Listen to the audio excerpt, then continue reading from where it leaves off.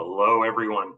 We are going to get started, and as folks come in the door, they'll join us as well. Thank you very much for being here today. If you're not familiar with myself, my name is Jeremy Martel. I am the Director of Communications of the Cape Breton Partnership, and thank you so much for being on our call today, a webinar focused on procurement and selling to government. Excuse me. Before we get started, I would like to do a bit of an acknowledgement. Though we are gathered today digitally, we are all joining from various parts of the province, and I would like to recognize that we here in Cape Breton are in Unama'ki, the land of fog, a part of Mi'kma'ki, that is the traditional and unceded territory of the Mi'kmaq people since time immemorial. We're very, very proud and honored that we get to share this land with our partners and our friends from a number of communities here locally, the communities of Eskazoni, Wagmacook, Wego-Oma, Bodlodek, and Membertou. As well as communities from clear across Mi'kma'ki. We're very appreciative that we get to work with these communities, and also that that we have the opportunity to work with them. And we encourage everyone on the call today to do what you can to learn more about our Mi'kmaq neighbors and friends, and also to do what you can to contribute to reconciliation in your own lives and workplaces. With that, we're very happy today that you're able to join us. Today is a webinar on the Zoom platform, which means that we can't see or hear you. You will be able to see or hear our panelists as they speak.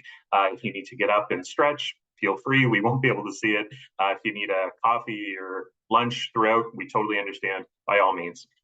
And for those of you who are not familiar with our organization, the Cape Breton Partnership, we are Unama'ki Cape Breton's private sector-led economic development organization.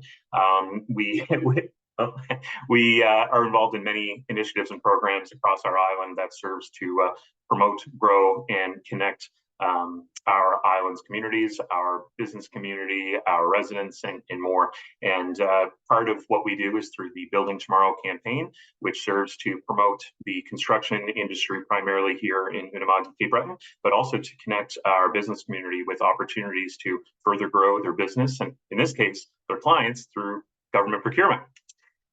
With that, today I'm very happy to mention that we have with us Alexa Bodica from the Procurement Office of Service Nova Scotia, as well as Paul Gérin of Procurement Assistant Canada, a part of the Department of Public Services in Procurement Canada. You saw me look down because I'm having trouble remembering all the words, Paul, but I know they're all there. Today, as we complete our sessions, each of our speakers will be taking roughly 35 to 45 minutes to speak to you today, and we'll be holding questions until the end of the session. If you're not able to stick around, don't worry, we will be recording today's session and sending them along to everyone who was registered for the session, as well as a copy of the slide decks.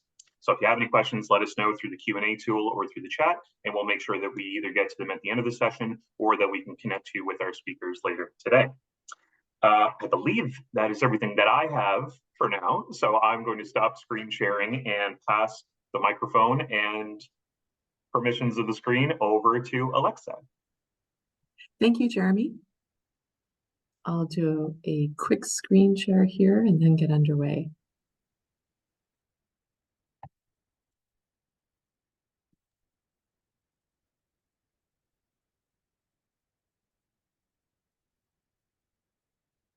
One moment. And we see your presentation, Alexa. Perfect. Okay.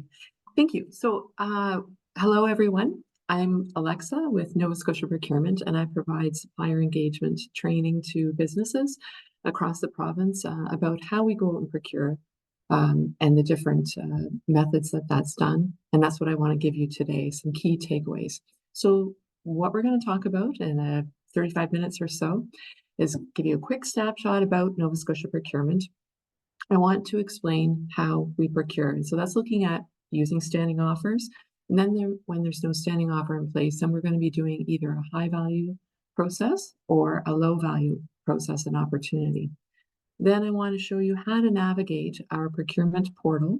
It was renovated last year and launched in February of 2023. So I can give you some updates on that if you haven't already used it, which I suspect many of you already have. But I'm going to show you on that portal how to search and find tender opportunities. We're going to look at Ariba, the system, the Ariba Discovery, on how you can go in and find the tender details. Also look at how to register for Tender Opportunities Notification Service so that you automatically receive relevant tenders to your business, and that involves creating a My Nova Scotia account. As far as objectives and what I want to give you today, I want you to help you understand and give you an awareness of the basic rules and regulations that the government has to follow when we're going out and procuring those goods, services, and construction. Number two is to increase the understanding of how the province is procuring. Then an understanding of the efforts you need to be aware of when you want to bid on something that's relevant to your company, and how you can receive those auto notifications on the tender opportunities. As a quick snapshot, as far as who is Nova Scotia Procurement, we are a division under the Department of Service Nova Scotia.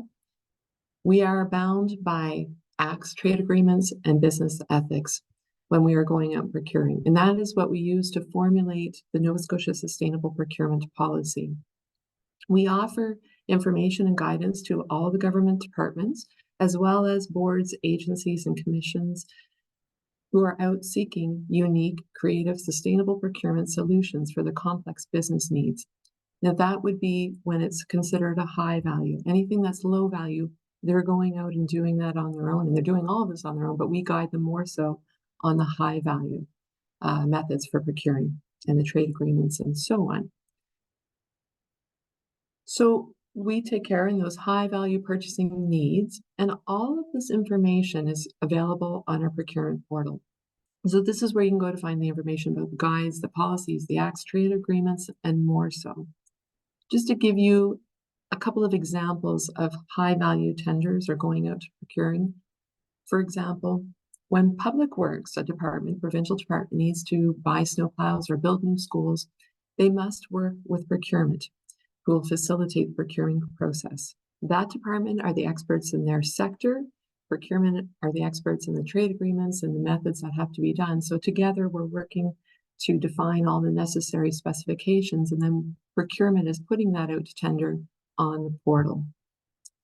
In comparison, Cape Breton Regional Municipality, where they're a municipal entity, they are a public sector entity that has to do their own efforts when they're going out and procuring.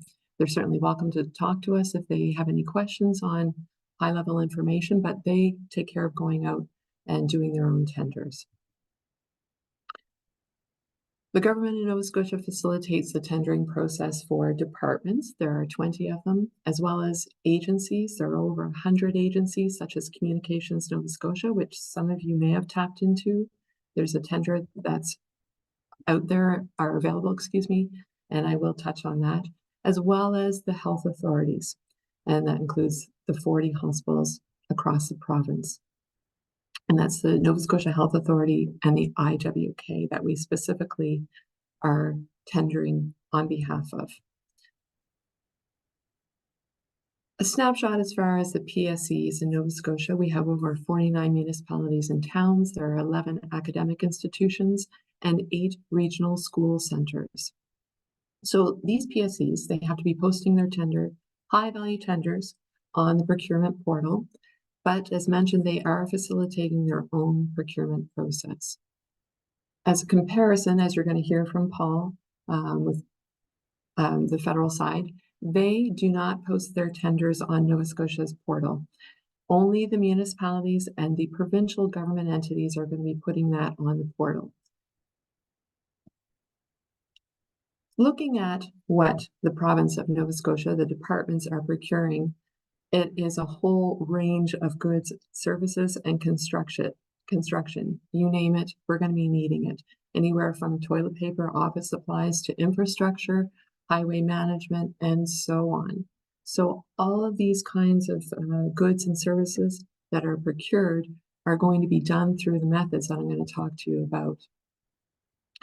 So looking at how we do go out and buy, of course, the first place that we have to go to that the departments are going to be using is standing offers. We have approximately 230 standing offers that are established, current, and active right now. And that information is available to all the departments. They must obtain that information and apply accordingly. And then if what they need is not available through a standing offer, then there's going to be one of two ways that they're going to go. For a high value spending, they're going to have to do a certain process under that high value method, and that would be going out to tender. And if it's in the low value bracket, then they're going to be doing one of three ways to go out and procure. And I'm going to talk to you in a bit more detail about this.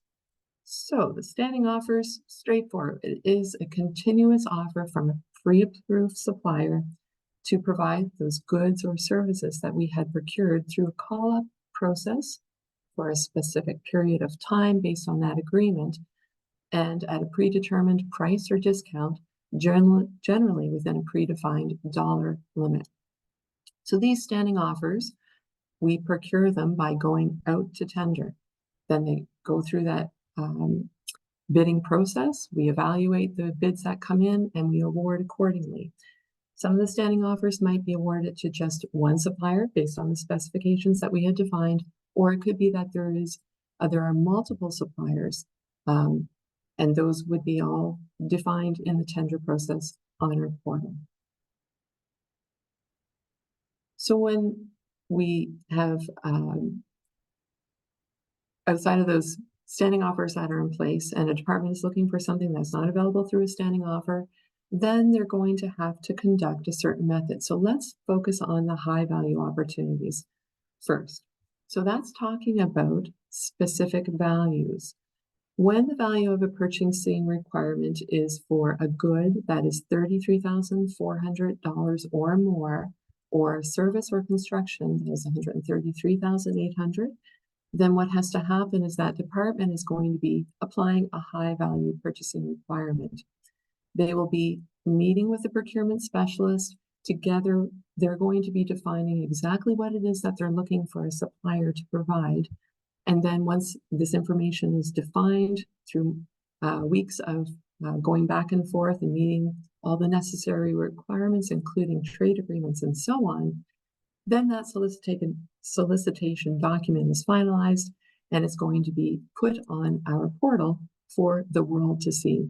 So any bidder can see this and they can decide if they want to bid on this and respond accordingly. For example, the Northside Health Centre seeks a request for construction for mechanical and electrical services for the entire health centre. So the two entities, government entities, determine the specifications, and that's the Northside Health Centre and Public Works. Together, they determine the specifications, but procurement was responsible for meeting all the necessary requirements and ensuring that the proper document templates were completed, all the spending approvals were in place before we posted that tender. So this is a current tender that is now open and it's available to view on our portal, and it doesn't close until March 1st of 2024.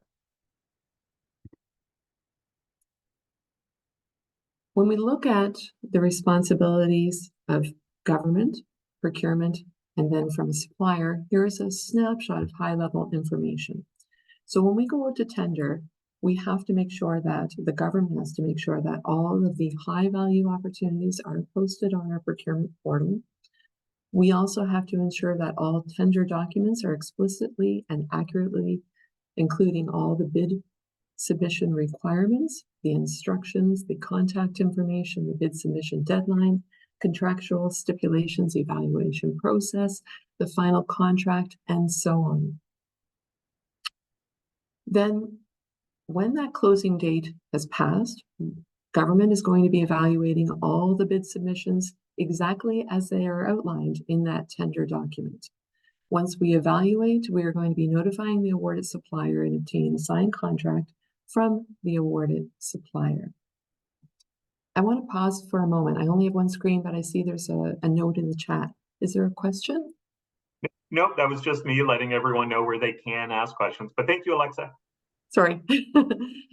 Okay, then looking at what is a supplier's responsibility. So to be considered for an award for a public tender opportunity, suppliers must participate fully in the tendering process.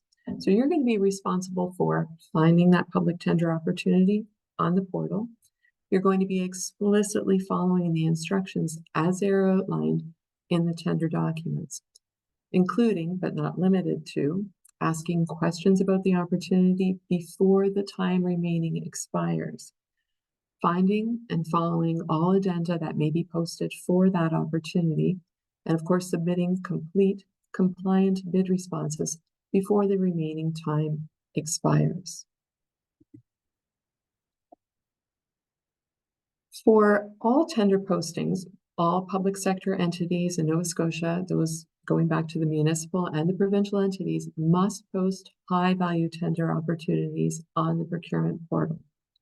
For example, the municipality of County of Richmond, as a public sector entity, must post their high-value opportunities on the portal. And I'm going to show you what that would look like. So here is the portal. This was revamped and launched back in February of 2023. And all of those high-value tenders are posted on the portal. So there are 4 boxes, blue boxes, based on category. So we have the suppliers. So we're catering to information that would be relevant to you as a supplier. Then we have a public sector entity, information to guide those entities. Then generally speaking, we have the 3rd box of opportunities and notices. So anybody can go in and just manually search for that kind of information. And then for reading material, if you want to understand the policies and legislation of why we're doing things the way we are, you can look for it there. But let's focus on opportunities and notices. So on that, you can go in and search for current tender opportunities as well as current standing offers and alternative procurement notices.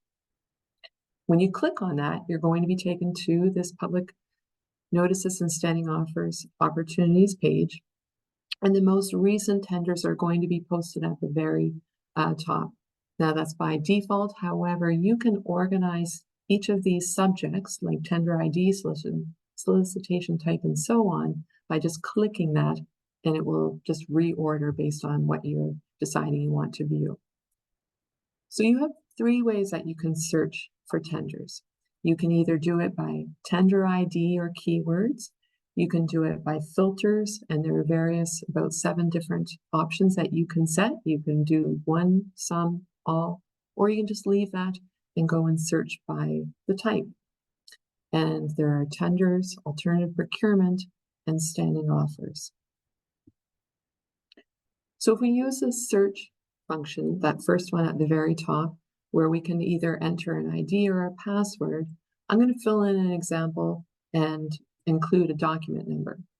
So a side note, when the province of Nova Scotia goes out to tender, we have very specific ID, all entities do, and ours is a doc. So it's going to be doc and then 9 numbers after that. So if you know of one, you can just put that doc number in and search for it.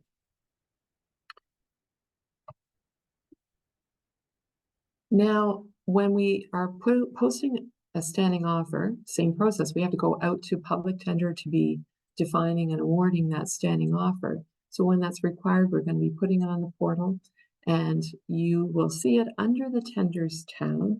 You will find that request for proposal and get the details on that. But also under that 3rd tab to the right are standing offer contracts. So in this case, we have, as I mentioned, about 230 standing offers. But on this tab, we also have ongoing onboarding standing offers, whereby you can onboard at any time. So that's really important to be aware of. There are specific goods and services. They're predominantly services, but click on that to see if there might be something relevant to your business. So what you will do is, when you see one that is of interest to you, you're going to just see the title of that, when it opened, when it expires, and then the ongoing onboarding. So you're going to click on one that is relevant to you. For example, professional services, Microsoft, that's an information technology consulting services one. You can click on that to see the details of that. So when you click on that, you're going to be taken to this page. Now, whether you're looking at a tender, an alternative procurement, or a standing offer, the details, the snapshot page, is going to be the same kind of design for consistency purposes. So at the very top, you're going to see the contract workspace, the CW number, that's the tender ID, the title, when it was posted, the method that we're going for that kind of tender, when it expires, and then you're going to scroll farther down to see more information. What's most important is the contact method. Under that subject, that is where you're going to see the link to the tender information. So for the provinces, you're going to be, for 99% of them, or 95, be taken to Ariba Discovery. For infrastructure, for highways, you're going to be taken to BidX. If it's a municipal one, you're going to either be taken to a link to their document, or some entities have their own system that they use, and you'll be taken to theirs. So it depends on who's running it. Another note to mention about standing offers that the province of Nova Scotia procures. We have various ones that are facilitated by FlexTrack. So those standing offers are contracts that we had established by going out to tender, and they are managed by the FlexTrack system. So when you click on that on the portal, look and see if they're ones that are of interest to your company. And as I mentioned, because they're ongoing onboarding, you can apply at any time. In essence, what will happen is when you click on that, whether it be for managed business services, which is a consulting service type, or an IT contingent, there's also temporary staff, there is communication services, audit services, and so on. For those specific FlexTrack ones, you'll see two documents when you click on the subject relevant to you. In that, it will list the types of service that apply to that standing offer, and there will also be a FlexTrack email address. You're going to want to reach out to that FlexTrack rep and ask for the application. They will email you the application, you'll fill it out, send it back to them, and they will assess it, determine if you meet the necessary criteria, or they may come back with questions or decline. But they will respond once they receive your application within 5 to 10 business days. Once you get in the system, then you're onboarded to that standing offer. And what happens is you're going to now be sitting tight, waiting for a government department to need your service. And so, in essence, say, for example, fisheries and aquaculture, they wanted to hire a consultant. When that time comes for that project, they're going to go into FlexTrack, see the companies that are onboarded, prepare their statement of work, have that statement of work circulated to 3 or more businesses, and then start working with you as that company to do the service for them. So that's how the standing offers that are facilitated by FlexTrack work. This similar information, so I won't go through, it's giving you the idea of what FlexTrack would look like. A side note, that Communications Nova Scotia standing offers are now managed by FlexTrack. That recently changed about 2 years ago. So they are standing offers that are still done through FlexTrack, but now they're actually managed by FlexTrack and not Communications Nova Scotia. Side note also that that standing offer holds about 6 different services. So it could be translation, marketing services, graphic design, that kind of service. If your company offers that, tap in and apply to that standing offer.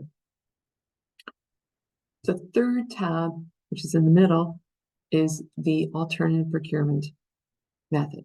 So when a high-value contract is required through the alternative procurement method, once that has been conducted, it is mandatory. The awarded information must be posted on the procurement portal when we go and use that alternative procurement method. So as far as the different formats that are used, many municipalities and schools use the downloadable document format.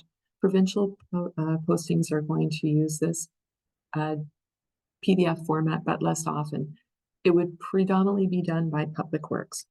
So you will find that you're going to see tenders in a couple of different ways, depending on the entity that's run it. It's either going to be a downloadable document, it will be a link to an organization's website, it would be BidX for highway, and or Ariba Discovery, as I've already mentioned. When you see or you go and view an entity's tender, you're going to just follow the method that they give with that link. A note in regards to BidX format. So there is a fee to use this. It is the Government of Nova Scotia uses BidX for construction and infrastructure tenders only. So you will see the tender information on the portal, but then you're going to be redirected via a link to the BidX format and go there to be able to respond. Here's an example of one tender. So you're seeing that same kind of setup with a snapshot of the tender, but under that tender documents link, that's where you're being taken to the BidX. Now, I had mentioned that we use Ariba Discovery as a bidding format, so I'm going to give you some screenshots of it, but I want to mention that we do have resources available on our website to guide you on how to gain access to it, how to use it, in case you have any questions on it. So there are those reference guides for suppliers under the e-bidding tab. It is the platform that the Government of Nova Scotia uses for our tender opportunities, so that's not just agencies and departments.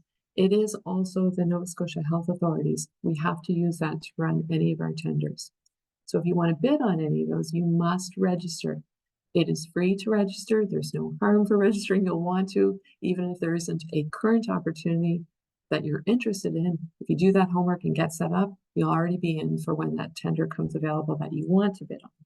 So go into Ariba Discovery to register and view any of those opportunities that the province is doing. Here's an example, as mentioned, when we use the Ariba Discovery, you're going to see that doc. So the doc and then the 9 digits, that's the indicator that is a Province of Nova Scotia tender opportunity. And so when you see that, similarly, under the tender documents, you're going to see that link. It's hard to see this on screen, but so tiny. It's saying discovery.ariba.com. So you'll click on that and you'll be taken to this landing page. So now we're in the Ariba Discovery landing page. The information listed here is high level. It's the similar information that you saw on Procurement's portal, but now you're navigating and going on to the Ariba Discovery. So if you're interested in that posting, what you're going to do is say, respond to posting.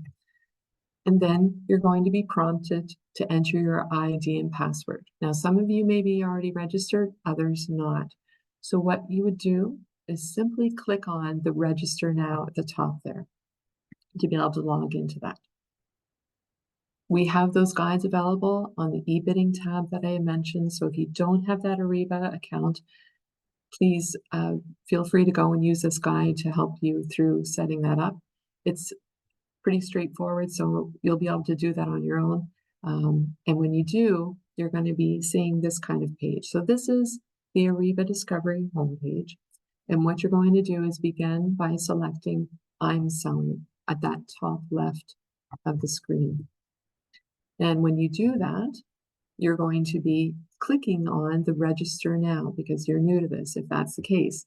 So you're going to be entering your company name and your email address, and you're going to click register now. And this is what's going to appear. So it's going to ask you for just simply high-level information about your company, your tombstone information with your contact, and then you're going to be assigning the name and the email address. And once you've completed that form, you'll scroll up or click on the register button at the very top of that and to complete your profile. Now you can edit that at any time. Maybe there's been a change with your email address or people that are using the account. I do want to make a suggestion on this Ariba Discovery account. When you register and create that account for yourself, you can certainly use your own direct email address, but we do recommend that your company has a central generic email address, say, for example, info@companyabc.ca. The reason is because if you set up your account with that general email address, assign 2 to 3 of your staff to have access to it, it's beneficial because if something happens and you suddenly aren't in the office for whatever reason, or if you've gone on vacation, or maybe you've left the company, then your colleagues can still see the information about that tender. Maybe you've responded to a tender and you're in a meeting and your colleague learns that there was an error in the submission that was provided. If you had used your only your email address, then they wouldn't be able to go in and access that account to modify your tender response. So it's beneficial to have a general email address account created. Now, due to time, I'm not going to show you how to use the Ariba Discovery. We do have a video on Procurement Portal, and we do also provide those specific engagement sessions, so you can go on the portal and register for that. But I just want to show you in a nutshell how this works. So there are 3 key functions here. Starting at the top left and going down, under the event details, you have number 1, event messages. So this basically is your outlook through the system. When you have a question about a tender, and this specific tender, you cannot email us with your question. You have to post that question on this event messages. And what will happen is you'll go in, enter your question about that tender only, and automatically the system will notify the procurement specialist that's handling that tender, and they will respond within the system. Number 2, checklist. So here is when you see the tender and you want to respond to it, this is where you're doing all your due diligence and responding to the tender. The third one is the event contents. So that's giving you the link to all the information about that tender so you can read it and determine if you do want to respond to it.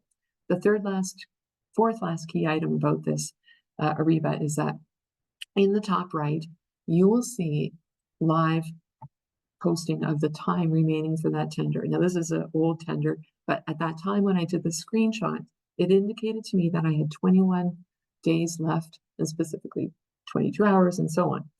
So you can find more information about navigating and using Ariba Discovery on the Procurement Portal under the Ariba Discovery Guides. So please feel free to tap into that. It's free of access. So I've just showed you what would happen when we're either going out to tender and also creating standing offers. Now I want to talk to you about the low value opportunities and how that works for opportunities for your business. So what does the province do for purchases that are valued less than that high value amount? Let's start off with what happens when it is a purchase that is under $2,500 before tax. So we guide departments and the staff that they must always see if there is a standing offer in place for that good service or construction that they're looking for. They have to use standing offers. Now, if there isn't a standing offer and it's under $2,500, then what they will do is define what they need, when they need it by, any of the delivery arrangements, and then they are going to go to a supplier to request a quote for what they're looking for. Now, they can go to directly any supplier wherever they are located. We do certainly encourage to go local for various reasons, but they can choose one supplier and go directly to them. We ask them to request quotes, but they're not obliged to do that. And so then when they receive that response that the company can provide what they're looking for, then they're going to be going and ordering, paying the company. And that's the way that works for under $2,500. Now, what if it is between $2,500 and under $10,000 before tax? Again, they have to make sure that's not available through a standing offer. But now what they have to do is that they're going to still be defining what they need and making sure they give you all those details, the respond by date, the delivery date, and so on. But now, because of policy, they are required to request 3 or more quotes from suppliers. So that is very important, and they are instructed on how to do that. And a side note also that because these are low value purchases, procurement, our department is not involved with this. Instead, the department, we guide them on how to do the process, but they go out and do this on their own through emails or through the Ariba system or the FlexTrack system. Now let's look at, still within this low value bracket, what they would do when it's not available through a standing offer. So the last bracket of spending that's considered low value is when it's a good between $10,000 and up to $33,399 or service or construction up to $133,799. So they've defined that it's not available through a standing offer. And what they're going to do is one of two things. They're either going to conduct an invitational competition. So that is a more robust 3-quote process. They are going to use a simplified solicitation document template. They have to make sure that they are being very specific and giving all the necessary requirements and specifications of what it is that they need. And then they're going to go out to 3 or more suppliers through our Ariba system and offer that opportunity so that they can respond and to that opportunity that's been defined. Suppliers have a minimum of 10 calendar days, allowing time to prepare your bid and respond to that. So this process, it is facilitated through procurement, and the Ariba system is used. It's not Ariba Discovery.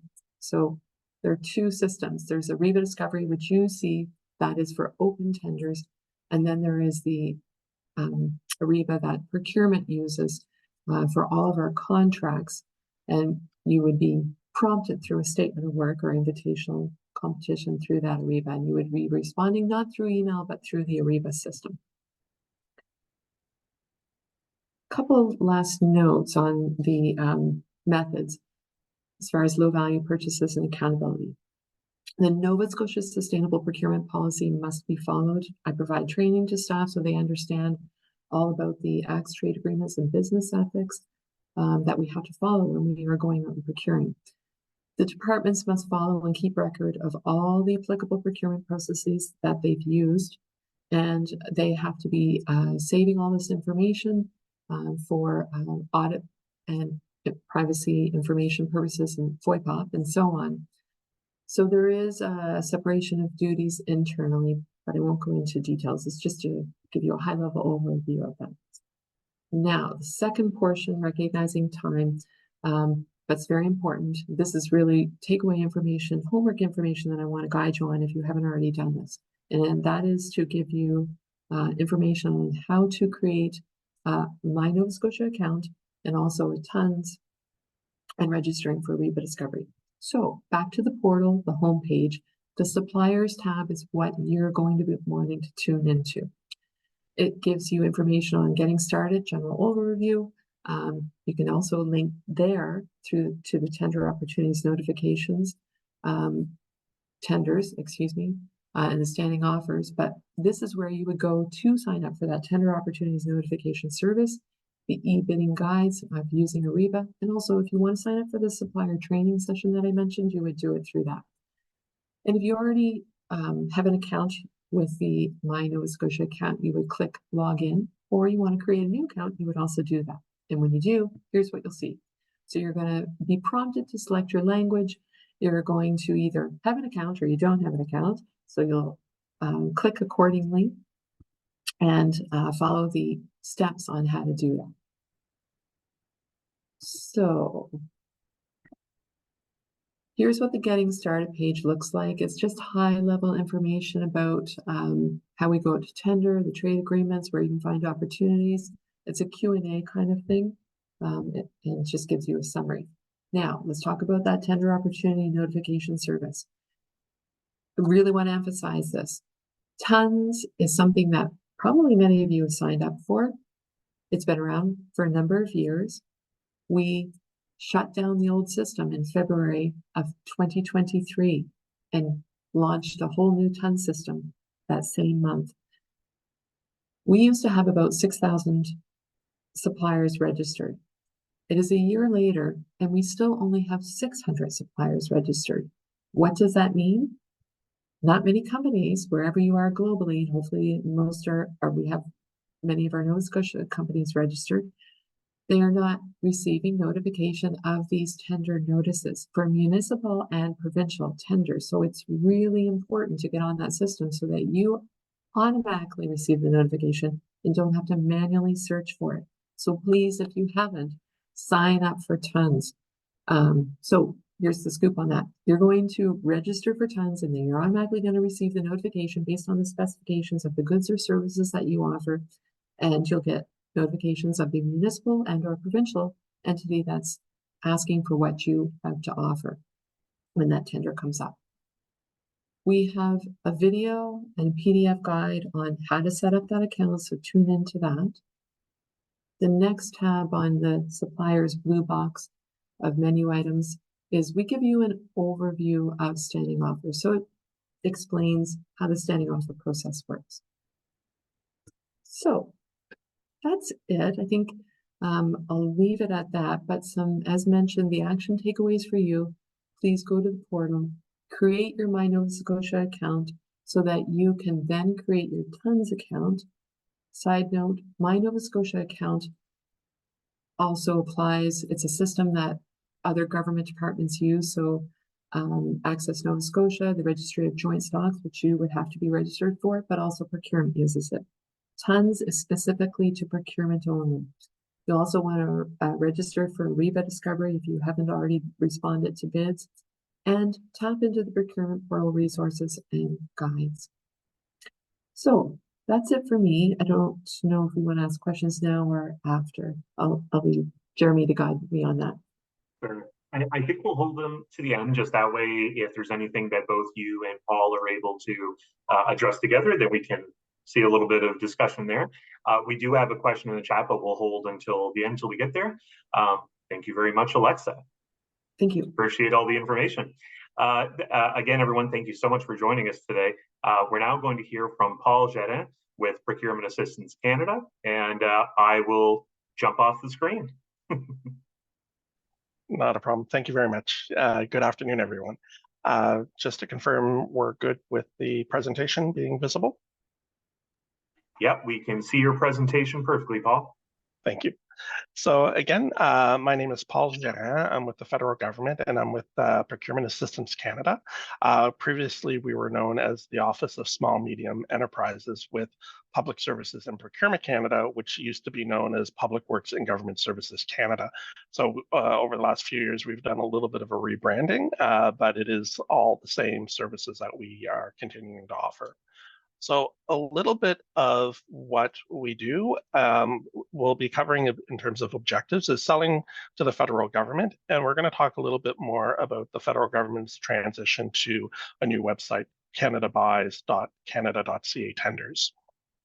A lot of the information that Alexa provided almost resonates and duplicates at a federal level with just variations on either thresholds or the platform that we use. So fortunately, we are now using the same platform, and we'll talk a little bit more about that in terms of when you're responding to tenders. But the look and feel of the previous websites that the federal government has used has changed. So one of the things to recall with the federal government is we're not a single client. So the larger and more complex contracts are managed by Public Services and Procurement Canada, so similar to the province. When the dollar values are higher, then they become more centralized in terms of their purchasing. So when you're thinking of the federal government, you're looking at over 100 departments and agencies that buy their own goods and services. Similar to the province, except for the thresholds, is we do have a competitive procurement, and we also do low dollar value procurement. So the majority of our contracts are awarded using a competitive process when the goods and services are over $25,000 for goods and $40,000 for services. When they are under $25,000 and $40,000, a non-competitive approach can be used. But at the end of the day, we are looking for the best value for Canadians while enhancing access to competition and fairness for businesses. We're also trying to identify businesses through their various associations, through their networks, through also our federal supplier registration database. We also have a tender notification that indicates how the government intends to buy a good or service. And this is a little bit more of what we'll be talking about during today's presentation, as well as how to identify those tender opportunities.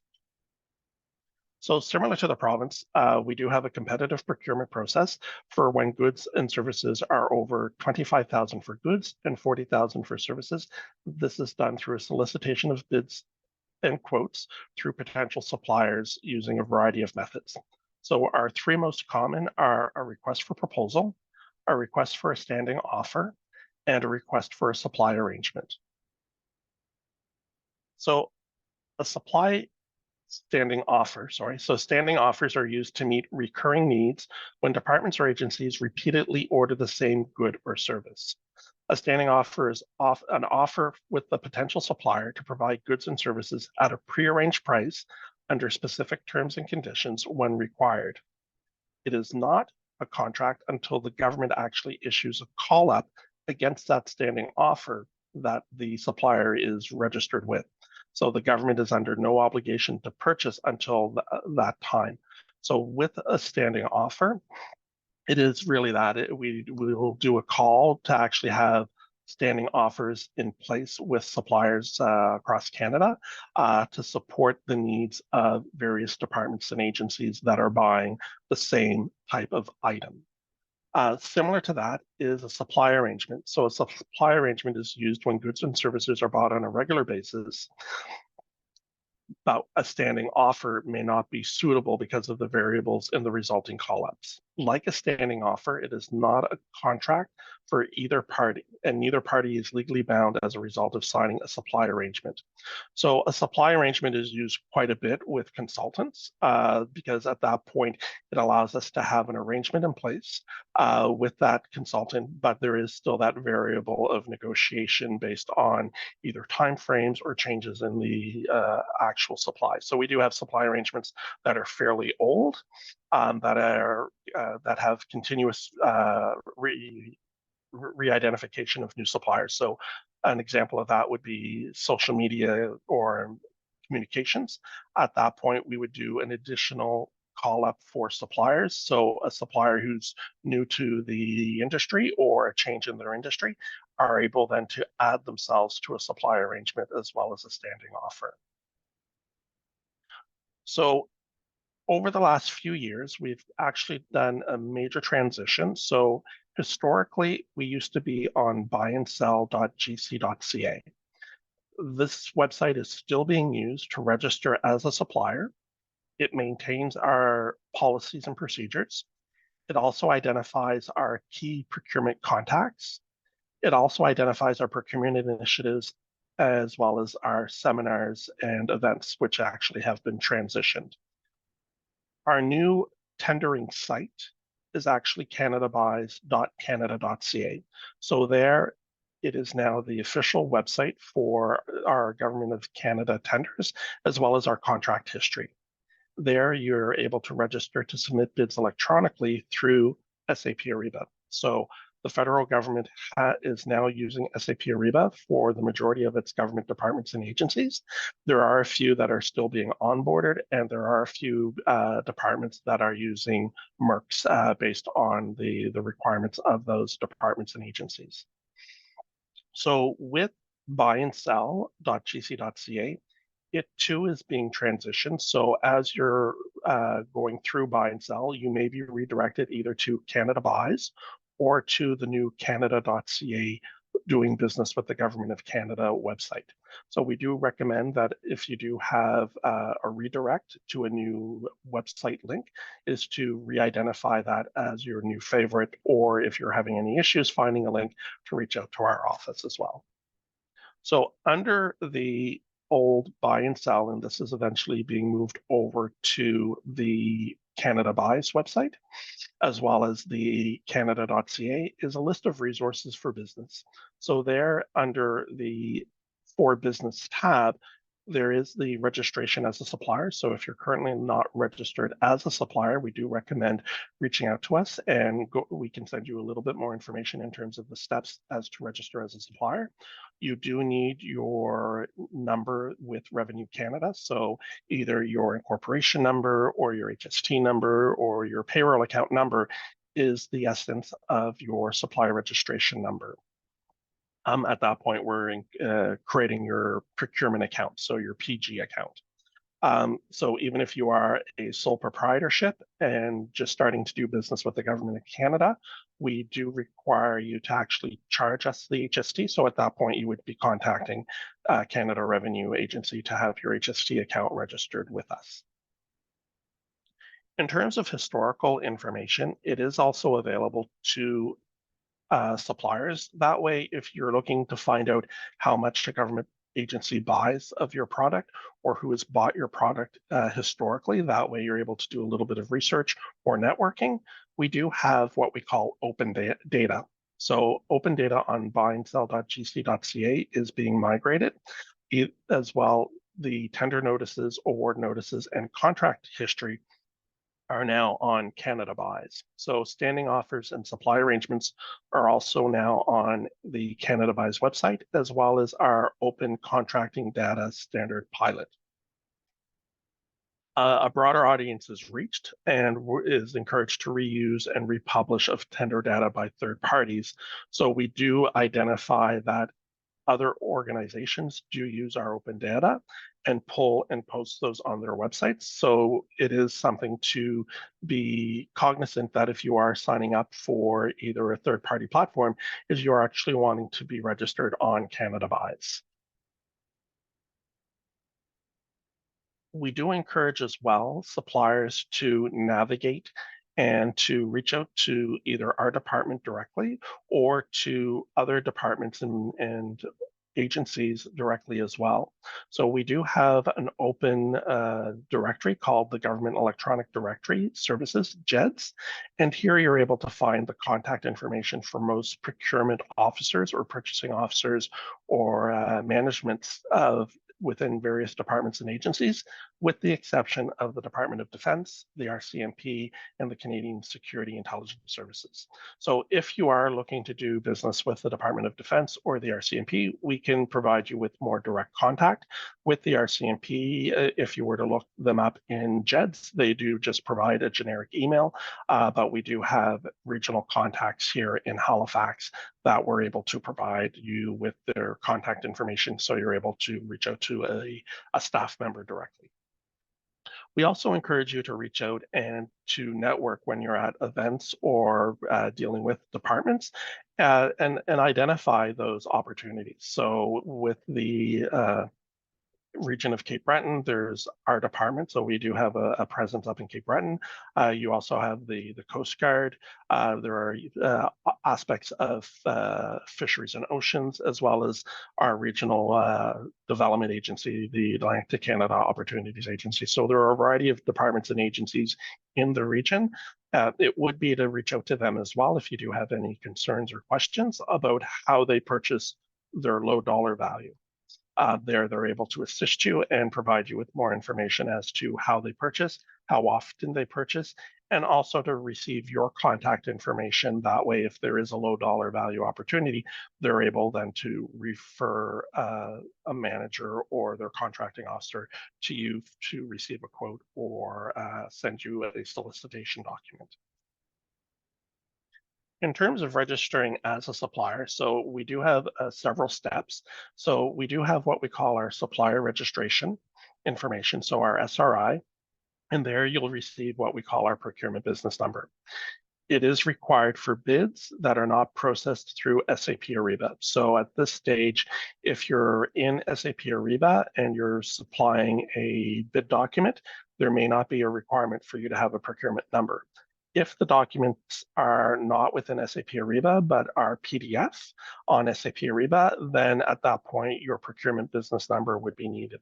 So we do encourage people to be proactive and to register and have those accounts created. That way, you're then able to submit your bids without any delay in terms of being registered. Within SAP Ariba, it is a two-step process. So as Alexa mentioned, they are using SAP Ariba. It is the same account, so you're not having to create a duplicate account within SAP Ariba.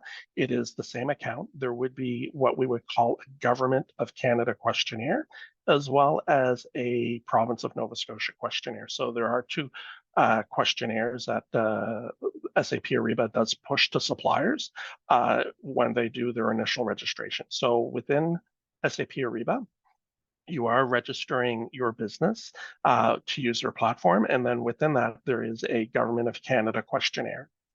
When registering within SAP Ariba, one of the things we do recommend to businesses, regardless of level of government that they're doing business with, is to actually have at least one product and one area of delivery within Canada identified. So with the federal government, in order to be able to see our tenders, you do need to register and identify at least one product or service that you offer within SAP Ariba as your product or service.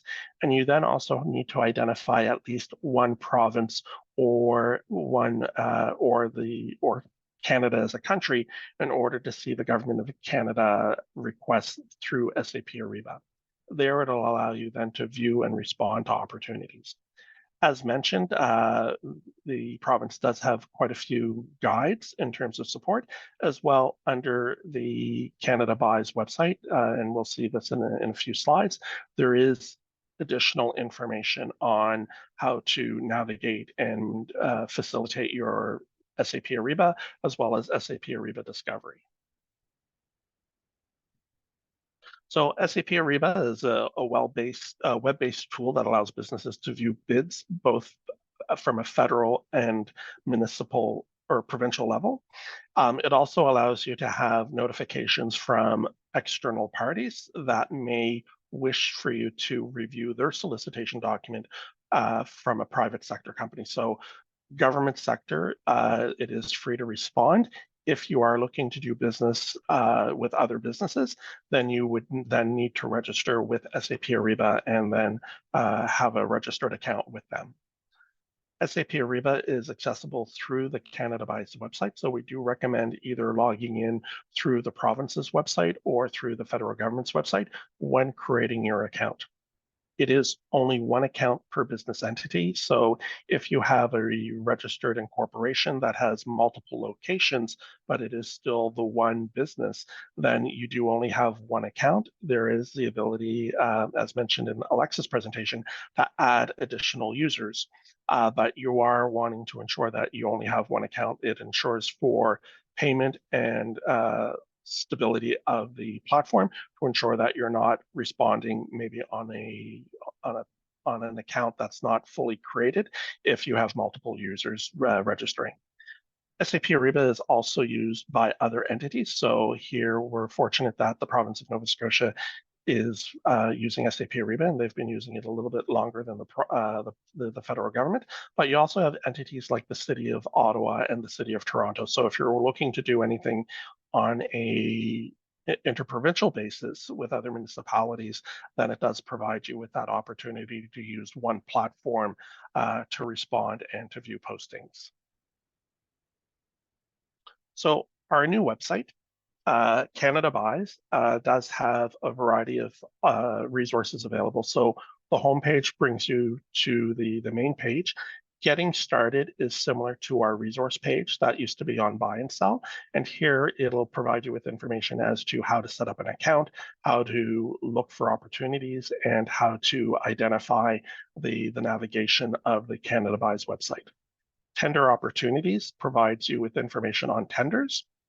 How procurement works goes through the procurement process. So in terms of how to create an account, how to look at opportunities, and then how to respond. And then Canada Buys does have its own support system. And then in terms of account access, that is where you would log in through to SAP Ariba, if not being redirected at the time of looking at an active tender. So Canada Buys is now the official source for the federal government.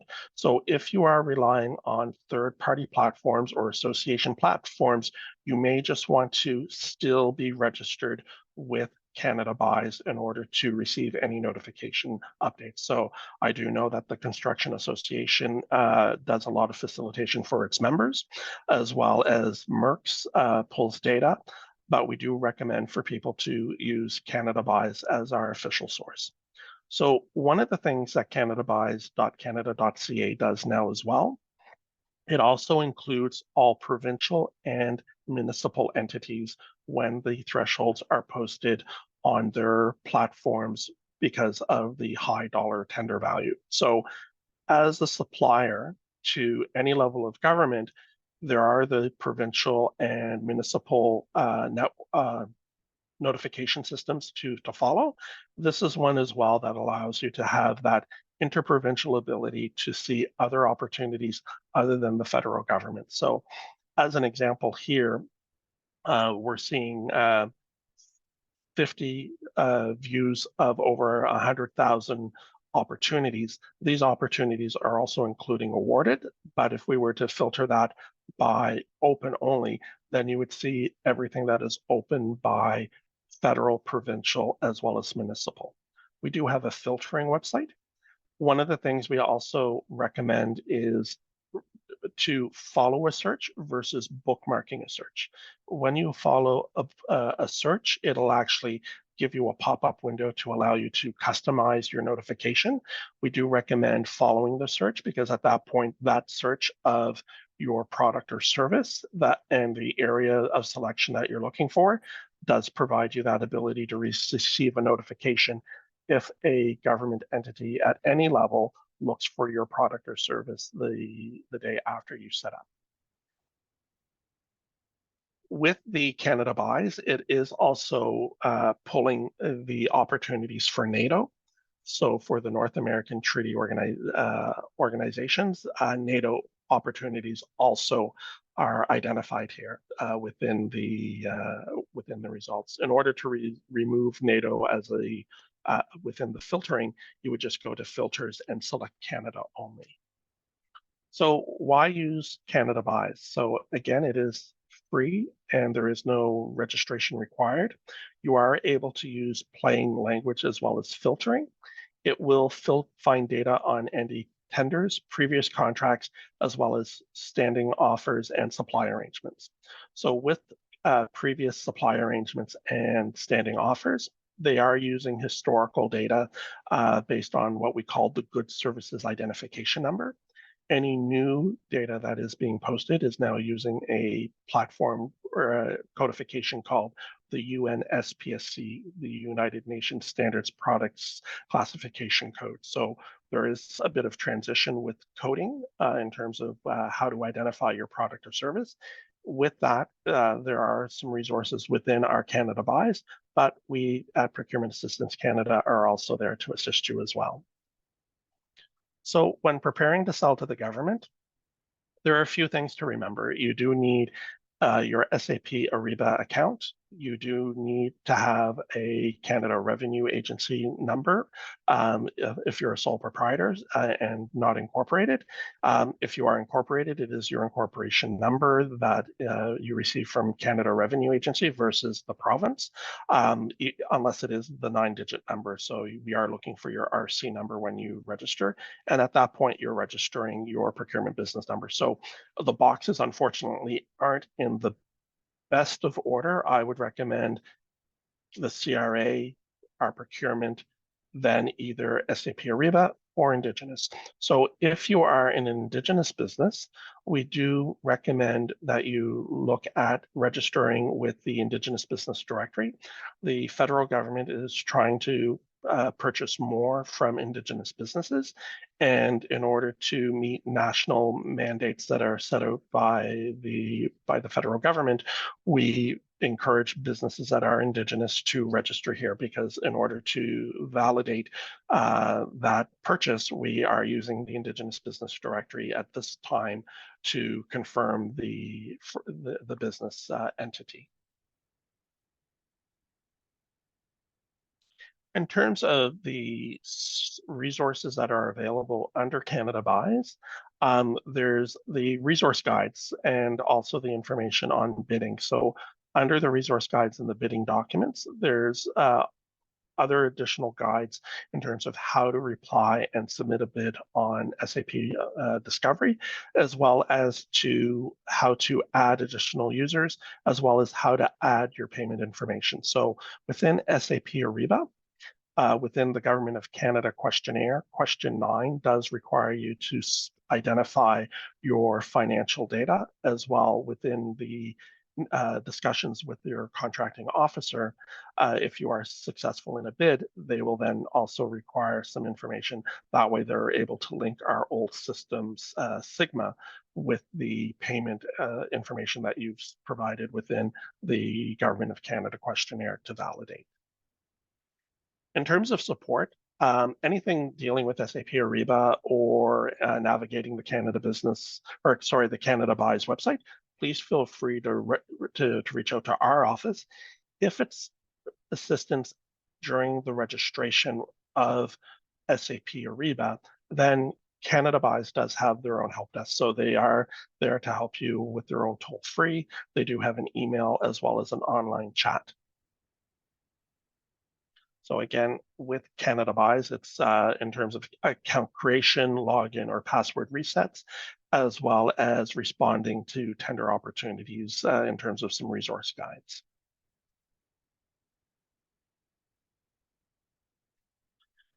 So in terms of what to do next, so we do have seminars. We do host one-to-one meetings with suppliers. We do have a national 1-800 line. We also have a lot of self-service tools. So there are a lot of resources and opportunities online that allow you to provide yourself to navigate the resources yourself.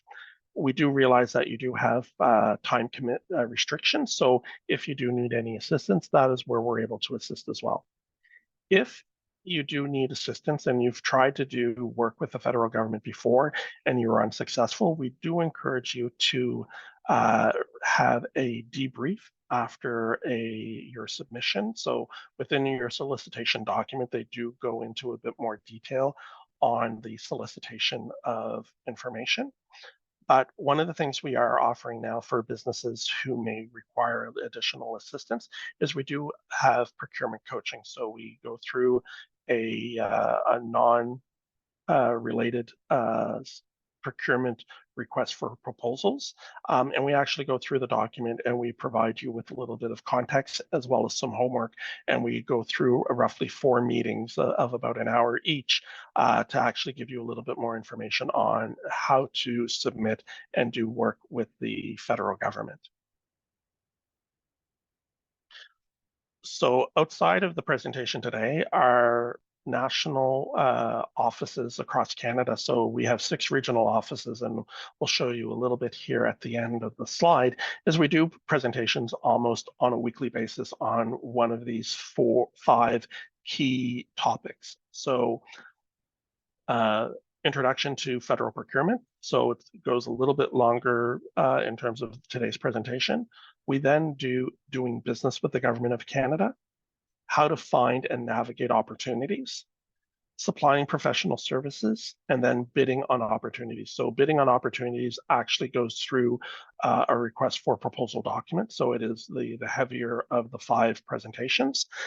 So we do recommend looking at the seminars.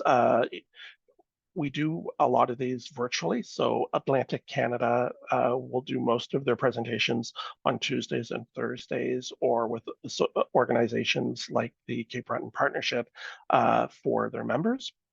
But we do them on Tuesdays and Thursdays at 10. As we go west, other regions are doing the same presentation. So if a presentation in the morning doesn't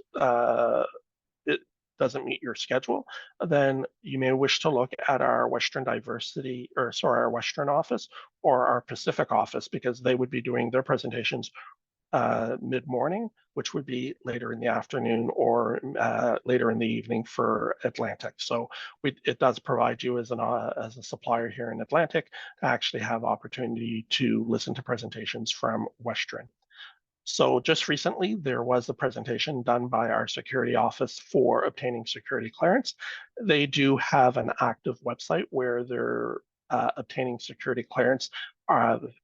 Presentations are on video, so they do request that you reach out to them, and they then send you the most up-to-date video of how to obtain security clearance.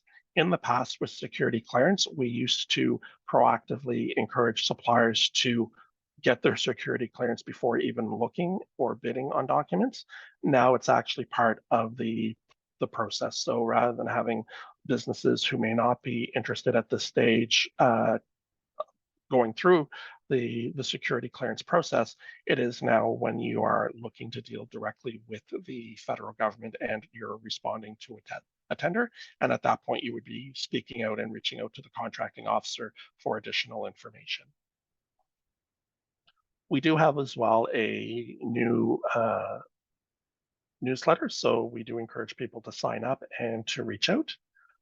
As mentioned, Jeremy will be sharing our decks, but for those who wish to do a quick snapshot, my email and phone number are here, as well as our general email. I do encourage more emails versus phone calls, because if I'm doing presentations, then unfortunately I'm having to respond back at a later date. So it's easier to respond back during emails. So again, we do have 6 regional offices from Atlantic all the way to Pacific. And because we do have these regional clusters, we do have supply arrangements that are regionalized. So we may have a regional supply arrangement for Atlantic Canada. We may have a national supply arrangement. In terms of temporary services, we have a national as well as a national to the capital region and only. So some are specific to the National Capital Region, so Ottawa and the Gatineau, where others are geographically based on either Atlantic Canada or Pacific or Western. So again, most of the information that Alexa shared was almost identical to what we do at a federal level, other than the thresholds are a little bit different. That's why the presentation doesn't go through as many of the repetitive processes, but we are almost aligned in terms of the process, especially with SAP Ariba and SAP Ariba Discovery. So with that, Jeremy, I am done with the presentation and open to Q&A. Very much, Paul. Sorry, I prematurely jumped on the screen and said, "Oh, I think you're." Oh no, wait, I'm leaving again. Thank you very much, both Alexa and Paul. Really appreciate all the information. I'm sure for everyone here, there was a lot of info. Did you get it all here? Well, hopefully you got quite a bit of it, but we will, as we said, be sharing the presentations and the recording so that you can take another look and then have an opportunity to connect with Paul and Alexa in the near future. Hopefully by email, as Paul mentioned. Phone calls can be hard, but then maybe phone later. And I didn't mention it earlier, but we will be facilitating a in-person lunch and learn session similar to this, with a little bit more information also with the Cape Breton Regional Municipality and their procurement department as well in April. So stay tuned for information there. We're currently solidifying dates and information and availability, but as soon as we have that, we'll also be reaching out to everyone who registered today in case they'd like to connect with our speakers today and their colleagues in person as well here in Unimaki, Cape Breton. So please keep an eye out there. So with that, we have some time to answer a few questions. And actually, Paul, we came up under time. I'm thrilled. Yeah, we're doing great. So we did get one question in the chat. So if anyone does have any questions, please put them either in the chat or in the Q&A, and we'll be keeping an eye there. We received one question earlier on during Alexa's presentation, but I'm sure that this question could be for either of you, so feel free to chime in. How can we contact an organization looking for low value offers? Is there a way to establish connection? The individual is new in Nova Scotia, running small business where they provide clothes, appraisals, backpacks, that kind of thing. Any guidance there? Primarily Alexa, I think, but maybe Paul might have something there as well. Yeah. Oh. Paul, would you like me to start off? Sure. Okay, so I have some thoughts on that one, and the way it works on that front, or what I recommend, because it is a low value, how do departments know who to go to?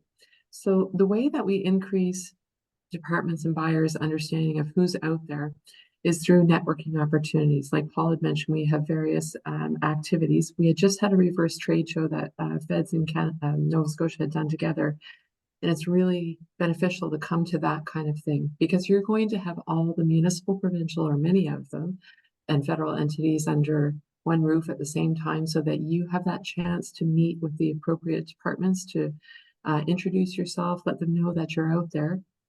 And so from a bit of a different angle, in the province, I can speak that when they go out for quotes, as the trainer to these departments, and other staff also recommend this, that it's important to network and build relationships with businesses, but also spread opportunities. So we can understand why they would want to go back to the same company 1 to 3 times or 2 to 3 times, but after that, go to a different company to give that company a new opportunity.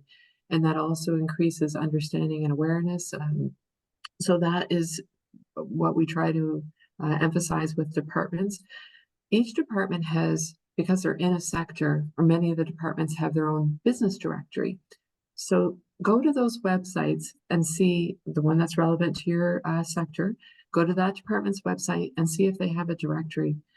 Now, you were specifically asking about clothing, appraisals, backpacks, and working gloves. So I can say that the province does have a couple of standing offers. They are closed. One of them doesn't renew until 2024. But by you registering for tons, you'll get that notification to be one of the either direct or indirect providers for, say, gloves and clothing. For example, we just had, not just, uniforms is one of them. Maybe you offer clothing of that sort, or vests, shirts for like Department of Natural Resources and other departments like that. That one is set to expire in, I think it's March of 2024. Many of our contracts do have the option to renew for 1, 2 to 3 years. So by registering for tons, if that one does not get renewed and it's going back out to tender, you will automatically receive that notice. Otherwise, tap into regional activities like this, where there are businesses and government brought together, so that you can have that chance to meet with departments.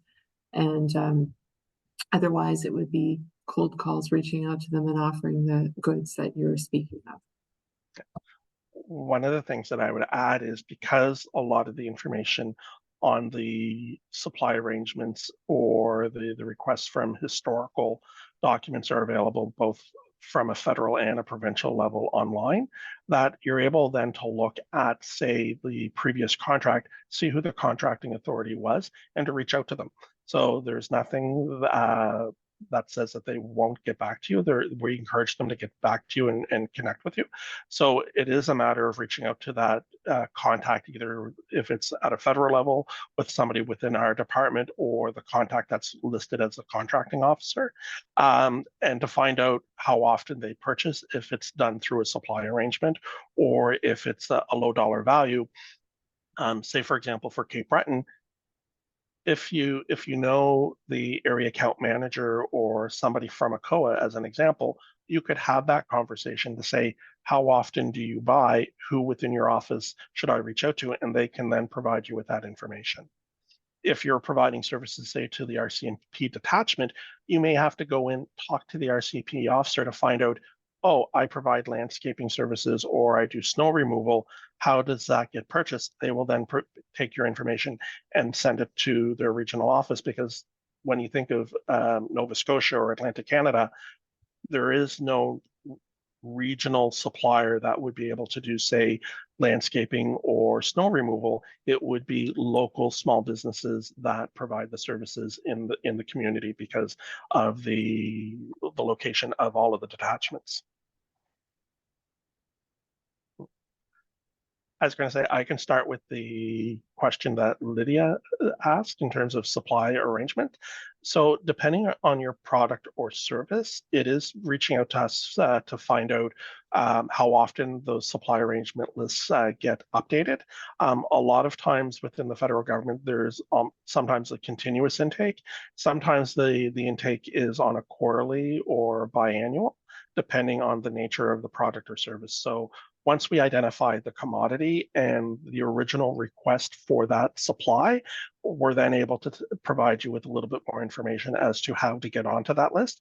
And then that department or the supply officer will then help you and support you with additional documents. So it's not just sending a resume. It's here. There's a lot of information that you're going to provide to them so they can pre-identify and validate. With supply arrangements, it may be as well one of the, at that time, where you're also going through a security check, because at that point, as a supplier, you're then on a supply arrangement and you're pre-registered through security. So if a call-up is coming through, you're not having to wait at that point for your security clearance.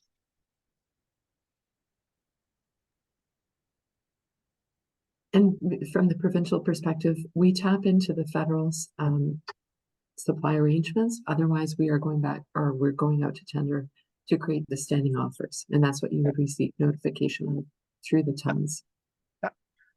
So I'll take the next question. So within SAP Ariba, they do identify a DUN number. It is not a requirement by either the federal, provincial, or municipal governments across Canada. DUN is through a third party, kind of like a credit agency called Dun & Brad. So a Dun & Brad number, if you're doing anything interprovincially or internationally, may be a benefit. So I'm not encouraging people to go to get a DUN number. If you're already in business and you've been in business for quite a while, you may already have a DUN number that's been set aside by Dun & Brad with just no financial information that's been provided. So if you are doing work internationally, we do recommend maybe reaching out to the Cape Breton Partnership, Invest Nova Scotia, Global Affairs. They can provide you with a little bit more information, as well as Export Development Canada. The DUN number more or less allows you as a supplier to validate the credit worthiness of a business that you might be doing business with.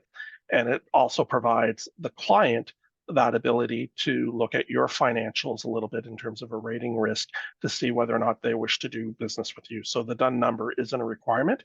So when you're looking at your SAP Ariba profile, without a DUN number or a logo, your visual completeness of your portfolio should be about 90%. Without a DUN number or your logo, then your profile is almost 100%. If you have a logo on it, then you'll be a little bit higher, but a DUN number is not a requirement for any level of government. And we also, thank you very much, Lydia. We also have a question in the Q&A from Sandy. Thanks very much for the info, but looking for a clarification. We should get our security clearance first, question mark. So at a federal level, we used to.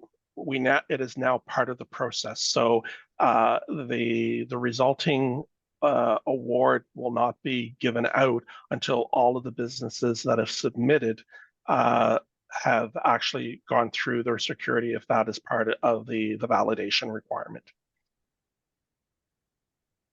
Perfect. Hope that answers your question there, Sandy. Provincially, I'm not sure of the difference in terms of security. And on a similar yet different note, it would be indicated in the tender notice, and you would be prompted in Ariba in order to go forward. You would have to do those prerequisites, then you could advance. Excellent. We still have time for one more question, I think. Oh, let's find out. Yeah, Sandy might have stepped away for just a moment. So Paul and Alexa, I'll just repeat what you said. Yeah. So Sandy, previously we used to ask businesses to go out actively to our security offices. Now it's actually part of the process.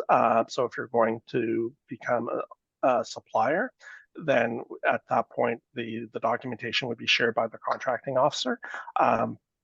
That way you're not going through the aspects of security and not actually applying for any bidding, because at that point it may be a little bit it does take some time. So at a federal level, we do both a credit check and fingerprint check as well now for security, as well as your business, the individual, and then if you're submitting also on behalf of some subcontractors, depending on the nature of the work, then they would also have to go through security clearance.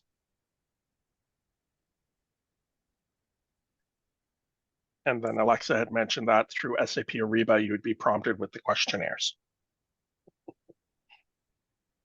Perfect. Thank you very much for the question. So we do still have time for one more question if anyone has any. So I'll stall for time for just a second on either the chat or the Q&A tool there. In the meantime, I do want to say thank you very much to everyone that stayed on the line. We know the information can be a lot, but the only way to get it is to be here and to hear it and to take it in. So we really appreciate you taking the time to be with us today and staying on.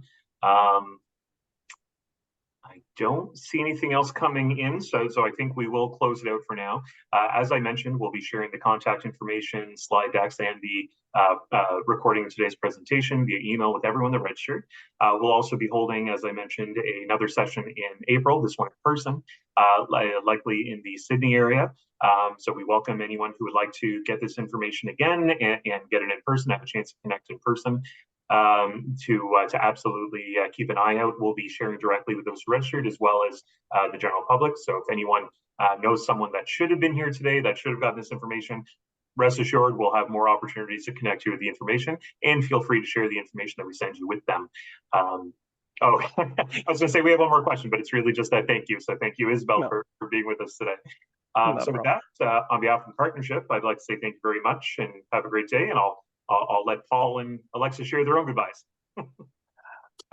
One of the things that I forgot to mention at the very beginning is, si vous avez des questions en français, alors our services are bilingual at the federal level. So if you do have questions in either language, please feel free to reach out. Merci, Monsieur Jarret. Merci. Thank you for joining us today. If you do have any questions about Ariba Discovery, the bidding process, please feel free to reach out to me. I'm happy to guide you from the provincial level. Thank you, Alexa. Everyone have a great day. Thank you again.